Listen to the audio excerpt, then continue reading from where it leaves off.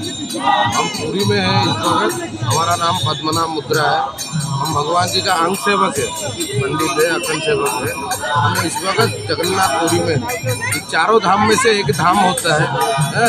चारों धाम में विष्णु भगवान का अलग अलग काम रहता है, अलग अलग रूप लेके विष्णु भगवान अलग अलग जगह में अलग अलग काम करते हैं। पहला धाम रहता है रामेश्वरम, वहाँ पर प्रभु जी स्नान करते हैं। उसके लिए वहाँ जाने से आपको जल चढ़ाना पड़ता है, जलदान करना पड़ता है। दूसरा धाम रहता है आपका बद्रीनाथ। बद्रीनाथ में प्रभु जी पूजा पाठ करते हैं। इसके लिए बद्रीनाथ जाने से आपको फूलमाला, तुलसी, ये सब प्रभु जी को अर्पण करना पड़ता है। खुद को बैठ के ध्यान तपस्या करना पड़ता है। तीसरा धाम है जगन्नाथपुरी। यहाँ पर प्रभु जी लक्ष्मी जी के साथ में बैठ के भोजन करते हैं। इसके लिए यहाँ पे आने से अन्नदान करना सबसे बड़ा चीज़ होता है। चौथा है आपका द्वारिका। यहाँ पे भोजन के बाद में द्वारिका जाके विश्राम करते हैं। इसके लिए द्वारिका जाने से आपको बेड, तकिया, कंबल, ये सब सोने वाला चीज़, जो रेस्ट करने वाला चीज़ है, वो वाला चीज़ दान करने से वहाँ का यात्रा आपका सफल होता है। ये 4 धाम का बात हो गया। ये धाम में स्पेशली 3 चीज़ करना जरूरी है।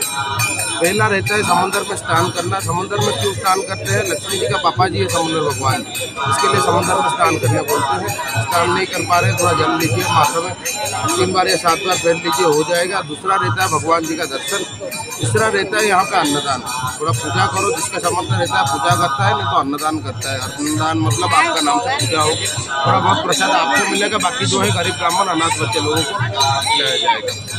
ये है यहाँ का महत्व। मतलब जो भी यहाँ पे आता है, ये सब चीज़ करने से प्रभु का जो मनोकामना लेके आता है वो पूर्ण होता है। गुरु जी ये भी कहते हैं कि भगवान के दिल में हमें आदमी समझता है।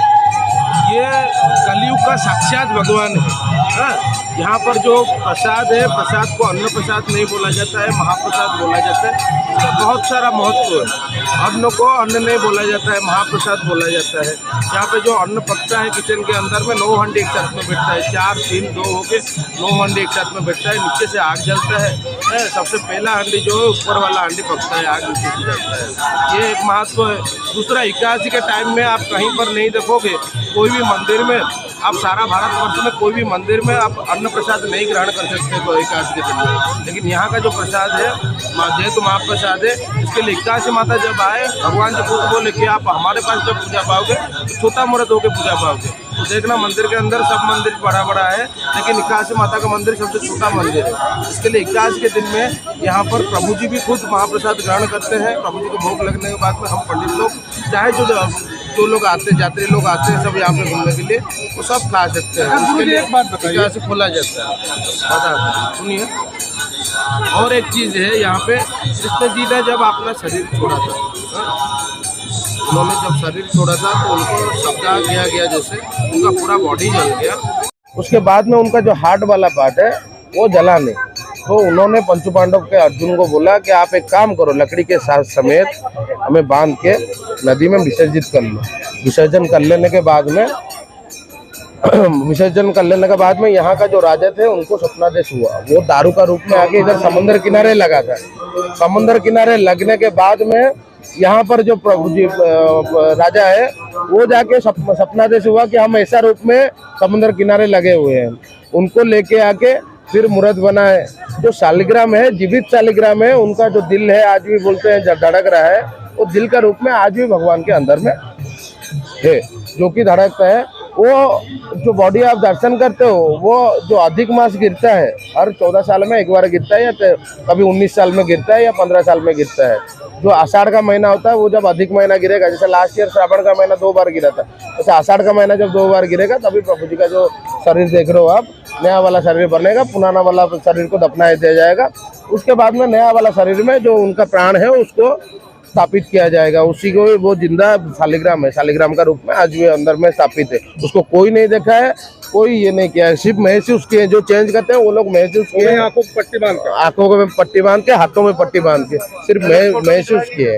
अच्छा, जो पहली बार भगवान महाप्रभु श्री जगन्नाथ जी का, माता सुभद्रा का, बलभद्र भगवान का जब राजा को स्वप्न आया था, उसके बाद जो इसका शिल्पकार कारीगर थे बनाने वाले, कोई बना नहीं पा रहा था। क्या ये बताया जा रहा है कि भगवान विश्वकर्मा जी आए थे?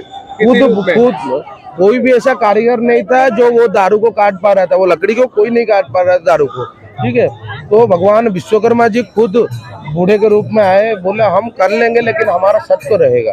क्या शर्त रहेगा? हम, हाँ, शर्त रहेगा ये कि हम 2 महीना तक अंदर में रुकेंगे। मंदिर का दर पूरा पाट बंद रहेगा, कबाड़ बंद रहेगा, कोई अंदर आना नहीं चाहिए, अंदर से कोई बाहर जाना नहीं चाहिए, 2 महीना तक अंदर रहे। राजा बोल रहे हैं देख रहे कोई बना नहीं पा रहा है, बहुत दिन हो गया। बोले ठीक है प्रभु जी, जैसा, क्योंकि राजा को भगवान के ऊपर में विश्वास था, बंद कर लिए।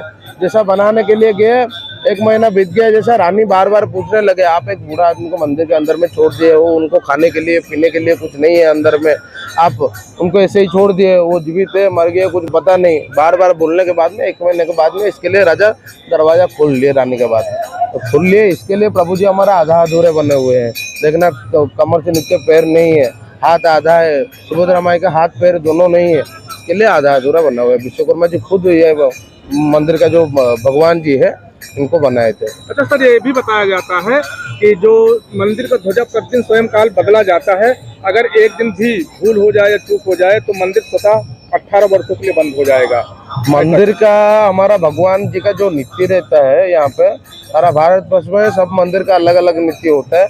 जैसा यहाँ का नीति बहुत सारा है, वैसा बहुत सारा भगवान जी का नीति है जो एक बार अगर बंद हो जाता है तो पूरा 18 साल के लिए बंद करना पड़ेगा। वैसा नीति में यहाँ पर है। एक मंदिर का जो जैसे ध्वजा बोल रहे हो, ध्वजा यहाँ पर सबसे मेन है, नील चक्र के ऊपर में लगा हुआ है।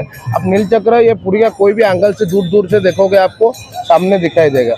उनका जो ध्वजा चेंज का टाइमिंग है वो शाम का टाइमिंग में है, आप आके देख सकते हैं। हम वो टाइमिंग में कैसे भी करके जितना यहाँ पे पुरी में क्या पूरा उड़ीसा में ज़्यादातर साइक्लोन बाढ़ वगैरह सब कुछ बहुत ज़्यादा आता है, लेकिन उसमें भी कभी भी बंद नहीं हुआ है। जब से मंदिर बना है तब से लेकर आज तक बनता ही रहता है, कभी बंद नहीं हुआ है। अच्छा, मंदिर का प्रथम निर्माण किसने कराया था? तो मंदिर का जो पहला निर्माण कराया था वो इंद्रदुम्न महाराज थे, उन्होंने निर्माण कराया था। उड़ीसा के राजा थे? उड़ीसा के राजा थे। वो महाराज ने मंदिर का निर्माण कराया था। कितने वर्षों पहले? ये मंदिर 1800 साल पुराना है। 1800 साल पुराना है, सतयुग का मंदिर है। मान्यता ये भी है कि जो झंडा है, ध्वजा है, हवा के विपरीत दिशा में लहराता है, वो भगवान जी का महिमा है। ठीक है, ये जो से हवा होता है इसका विपरीत दिशा में प्रभु जी लहराते हैं। ये प्रभु जी का महिमा है। जैसे कि महाप्रसाद, जो महाप्रसाद बनता है, वितरण होता है, लगभग एक दिन में कितने भक्त श्रद्धालु आज आते हैं और लगभग कितना वितरित हो जाता है? यहाँ पे ऐसा नॉर्मली डेज में कम से करीबन 1 से 2 लाख लोग आते हैं। वो लोग प्रसाद वगैरह उनके लिए बनाया जाता है, लेकिन जितना भी प्रसाद बनाते हैं वो खा पी के मतलब खत्म हो जाता है करके ना, ऐसा नहीं है कि बचता है या फेंक दिया जाता है। वेस्ट वगैरह कुछ भी नहीं होता है। जितना प्रसाद बनता है उतना प्रसाद सबको खा पी के उनको वितरण किया जाता है। देखो कभी कभी फेस्टिवल पड़ता है, वीकेंड पड़ता है, उसमें लोग बढ़ जाते हैं, कभी कभी 5 लाख लोग हो जाते हैं, 6 लाख लोग होते हैं, बहुत ज़्यादा लोग होते हैं। उस टाइम में क्या होता है, उनके लिए भी प्रसाद बनता है उसके हिसाब से, जैसा वीकेंड रहता है, ये रहता है, उसमें वैसा लोग बढ़ते हैं, तो उसके हिसाब से प्रसाद का क्वांटिटी भी बढ़ता है, ऐसा नहीं। अच्छा, जानकारी ये भी मिली है कि मंदिर प्रांगण के ऊपर से हवाई मार्ग से कोई वायुयान, कोई जहाज नहीं हो सकता है? नहीं, यहाँ पे आदिम काल से हवाई जहाज वगैरह कुछ भी मंदिर के ऊपर से नहीं गुजरता है। पहले से कोई भी सिक्योरिटी नहीं है, कोई भी ऊपर से नहीं गुजरता, नहीं करता। ये भी जानकारी है कि समुद्र की जो आवाज है, लहरों की आवाजें, ये मंदिर के बाहर तक रहती, जैसे हम सीढ़ी पे जाते हैं स्वतः बंद हो जाती है। प्रभु जी यहाँ पर मतलब भोजन के लिए जो मंदिर बना है, उनको समुद्र का आवाज जो है, समुद्र बहुत किनारे था, आज का डेट में धीरे धीरे समय के अनुसार ये पीछे चले गए हैं। जब आगे था तो समुद्र का आवाज उनको ना बहुत परेशानी करते थे, तो इसके लिए वो 4 दरवाजा में आप देखना, चारों दरवाजा में हनुमान जी बैठे हुए हैं। हनुमान जी को खास करके इसके लिए बैठे हुए हैं ताकि समुद्र का आवाज मंदिर के अंदर में नहीं सुनाई, पहरा दे रहे हैं, समुद्र का आवाज अंदर ना आ पाए। आप देखना कभी भी रात का 2-3 बजे जब लोग वगैरह नहीं चलते हैं, सुनसान के टाइम में आप इधर से फील कर सकते हो समुद्र का आवाज, लेकिन जैसे मंदिर के अंदर जाओगे आपको समुद्र का आवाज सुनाई नहीं देगा। अच्छा, प्रभु जी का महिमा है। हमारे दर्शकों को कुछ और बताना चाहेंगे, कहना चाहेंगे, कोई संदेश यही है, मन में भक्ति रखे, श्रद्धा रखे, प्रभु जी का नाम ले। ये कलयुग है, जितना हरि नाम लेंगे उतना ये कलयुग से हम लोग उभर जाएंगे, और कोई रास्ता ही नहीं है। प्राप्ति हो जाती है। यहाँ पे आके जो दर्शन करता है वो मोक्ष प्राप्ति हो जाता है। उसका भी एक कहानी है। यहाँ पे तीसरी सीढ़ी में आपका यम शिला बैठे हुए हैं। वो शिला जब मंदिर बनाया हुआ था उस टाइम में नहीं था। यम महाराज जो भी दर्शन कर रहा था प्रभु को वो मुक्ति पा जा रहा था। उसका जो हम लोग जाने अनजाने में जो भी गलती करते हैं वो सारा पाप जो है उसका हिसाब करते हैं यम महाराज जी। तो वो सारा धुल जाता था, मुक्ति पा देते थे लोग। इसके लिए यम महाराज परेशान हो गए, खुद आए भगवान जी के पास में, पूछे कि आप मतलब आपको प्रभु जी जो दर्शन कर रहा है वो सारे अपना पाप वगैरह धो जा रहा है, उसका कोई दंड वगैरह नहीं लग रहा है, दोष नहीं लग रहा है, तो हम ये करेंगे तो विचार करेंगे तो कैसा करेंगे, आप ही बताइए प्रभु जी।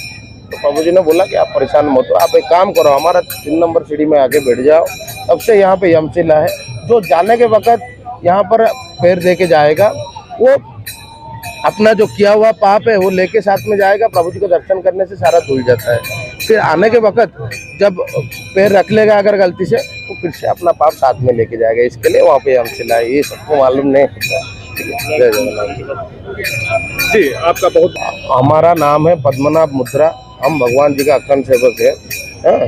हम यहाँ पर पूजा वगैरह अगर करना है, आप हम मंदिर के सामने रहते हैं, आप हमारे साथ में आके पूजा दर्शन सब कुछ हम करवा देंगे। जय जगन्नाथ। जय जगन्नाथ।